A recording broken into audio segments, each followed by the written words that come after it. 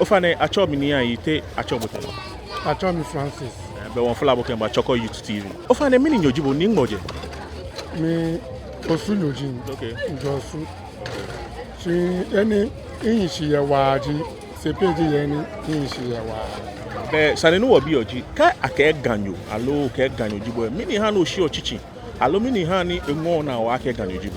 Nani yani ingo ina wa ake ganyo jiniji. Ka inkwe game ameni femo ekome enwo ina ekome enwo na. Ewa sonta se ha ifuo iwo emi ake o. Ka ganyo bi jiwo ino sane bale naka. Mini ji lakan ni bi ekome ni ha ni enwo na. Nani yani mi sho ya ake ganyo jiniji. Wagame wahiome apu. Wajie niam.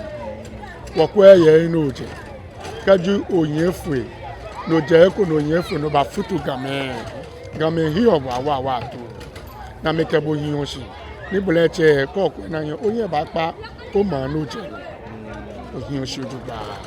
Ole mokola kan ni ebahin akuchokomi ye no yo ni mo because of the way na hele ehin epe no alo efe to mo ganyo. Oh yeah, nke ko ye naka. Ne ba nsi enu ne fobi.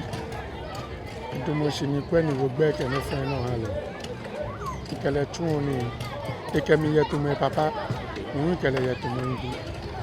Sile lomo Nigeria nyo. Ikele so many years. Sane ni ta o ma biboji keji wo se abaje ekun be na ya le aba ekun o basuma ke o baganyo.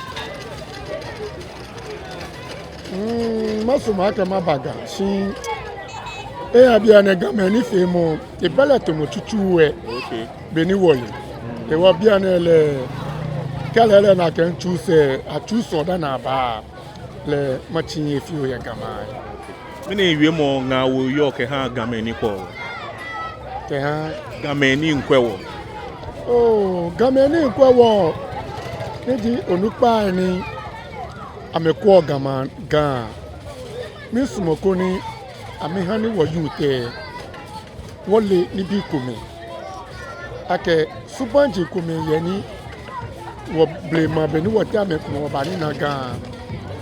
Je no jinu mi wole ye kan biane. Biane gan chaki. Ibi piye chaki ye gan.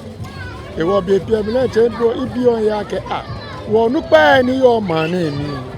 Aso amena beni yute beni ni bi ya no ye gan. Aso mi ni je na mo amenya me fi oye. Ni ba nye na me gbla gan. Keba domosi ye ni woche. O fa na o ya don. Thank you.